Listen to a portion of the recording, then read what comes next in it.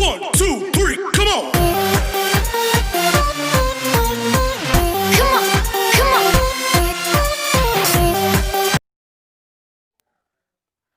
नमस्कार साथियों, राजस्थान इतिहास का एक महत्वपूर्ण टॉपिक राजस्थान के प्रमुख साके लेकर आपके सामने उपस्थित हूँ।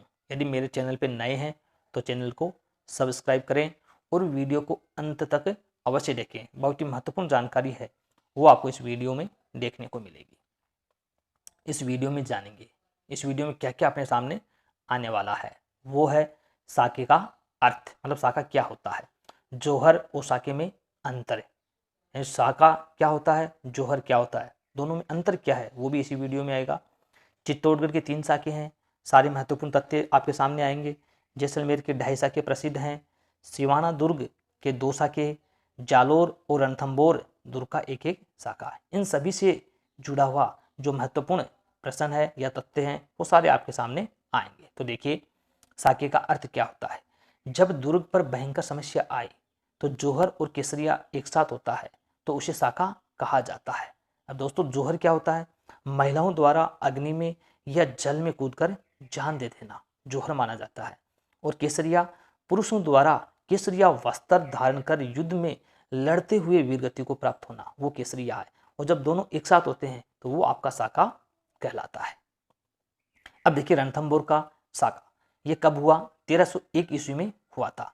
अलाउद्दीन खिलजी के आक्रमण के दौरान राणा हमीर वीरगति को प्राप्त हो जाते हैं और इनकी रानी रंगदेवी है, राणा हमीर की रानी थी, वो जौहर करती है।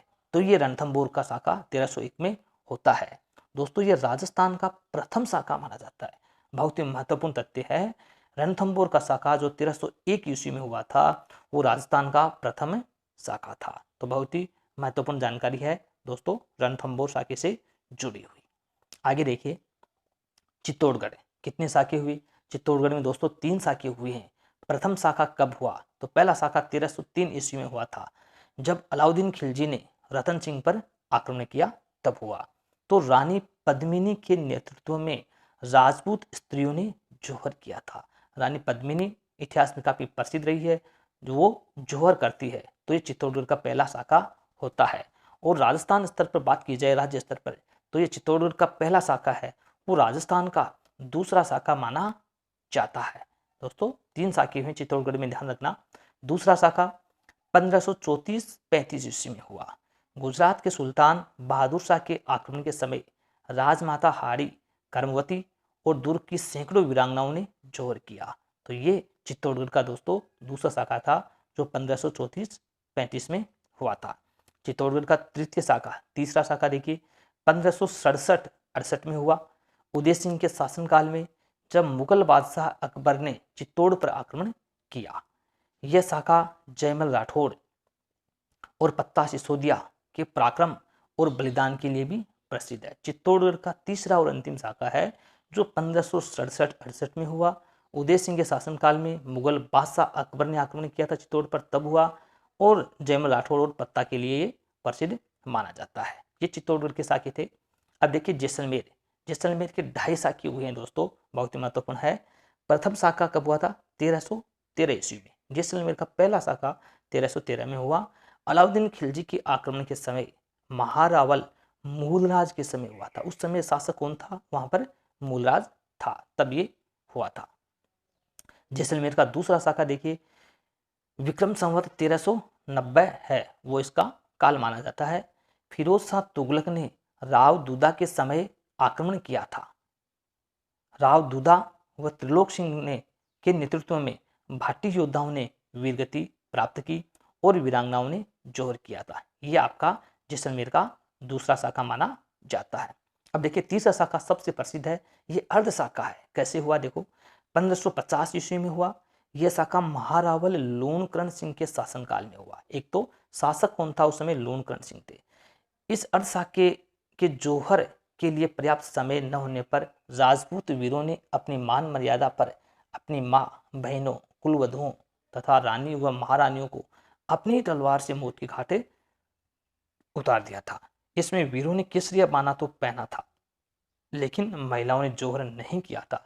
इसी कारण है यह अर्ध साका माना जाता है। जो 1550 ईस्वी में हुआ था। अब देखो दोस्तों, गागरोन में 2 शाखे हुए हैं। गागरोन का प्रथम शाखा है वो 1423 ईस्वी में हुआ था। मांडू के सुल्तान होशंग शाह के आक्रमण के समय हुआ ये, और अचलदास उनकी रानी थी उमादे, उसने जोहर किया था। अचलदास की रानी उमादे ने जोहर किया, तब गागरोन का प्रथम शाखा 1423 में हुआ था। दूसरा शाखा देखिए गागरोन का 1444 ईस्वी में हुआ है, और महमूद खिलजी ने उस समय आक्रमण किया था, तब ये गागरोन का दूसरा शाखा 1444 में हुआ था।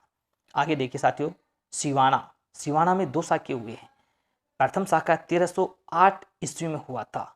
शीतलदेव के शासनकाल में अलाउद्दीन खिलजी के आक्रमण के समय वीर शीतलदेव और सोमेश्वर वीरगति को प्राप्त हो जाते हैं। इसके पश्चात इस दुर्ग का नाम खैराबाद रखा जाता है। सिवाना दुर्ग का नाम है वो प्रथम शाखे के बाद खैराबाद रखा गया था। दूसरा शाखा देखिए, कल्लाजी राठौड़ के शासनकाल में अकबर के आक्रमण के समय हुआ। कल्ला राठौड़ ने भीषण प्रतिरोध करते हुए वीरगति को प्राप्त हुए, और महिलाएं हैं वो जोहर व्रत करती हैं, मतलब जोहर करती हैं। और कल्लाजी राठौड़ को मेवाड़ में लोक देवता का दर्जा भी प्राप्त है। बहुत महत्वपूर्ण तथ्य है ये आपका जो दूसरा शाखा था। आगे जालोर के शाखे देखिए, जालोर में सिर्फ एक ही शाखा हुआ है। कब हुआ है? 1311-12 ईस्वी में था। अलाउद्दीन खिलजी ने पराक्रमी शासक कानर देव चौहान और उसके पुत्र वीरमदेव पर आक्रमण किया। तत्पश्चात वीरांगनाओं ने जोहर किया था, तब ये एकमात्र शाखा हुआ था। धन्यवाद साथियों।